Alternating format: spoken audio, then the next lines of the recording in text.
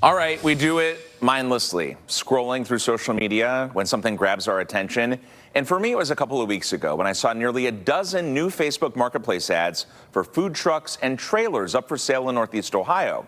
I was curious to see if this was a reflection of the current state of the industry, and here's what I found out.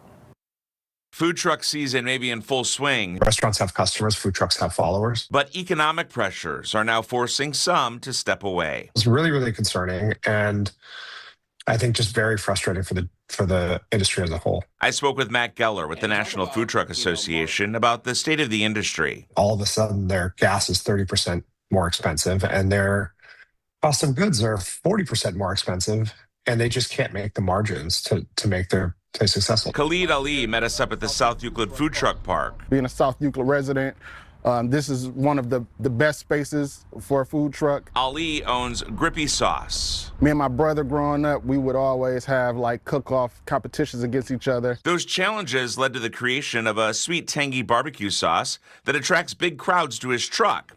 But despite the popularity, he's currently feeling the pinch of rising prices. We have a very kind of simple menu, so that allows us to kind of cut waste. In addition to cutting food waste, Ali said they have shifted their mentality from feeling like they need to be at as many places and festivals as possible and paying a ton of vendor fees along the way. This year, we really just rolled all of that back, and our new business model is really just not to participate in those kind of events. There's one thing food truck operators have to factor in, even before gas and product costs, and that's paying for permits. It's just a very difficult situation, especially right now with rising costs. Daniel Subwick is the Director of Parks and Recreation for the city of South Euclid and oversees what is Ohio's only publicly owned food truck park, which doesn't charge vendors a fee. That's the effort we're trying to make here in South Euclid, because yes, it's very challenging, especially for privately owned food truck parks and private events.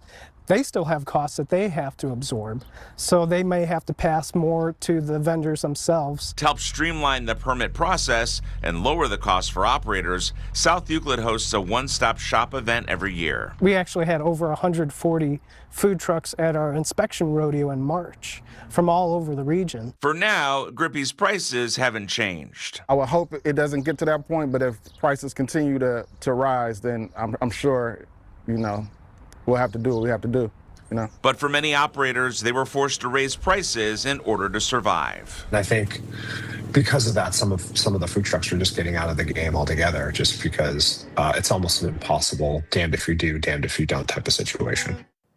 Well, Matt went on to say that he is an optimist and he believes as gas prices come down and inflation slows, there'll be more opportunities for the next round of food truck operators. And I think, Tiffany, for me, what was really surprising when I think about these food trucks, as I have for all these years that they've been around, I never really thought about the permitting process and how that is a big expense for them. Yeah, I never thought about that either. So I appreciate you bringing that to us, right? Seeing something out there, noticing something, and then asking those questions to see what's going on.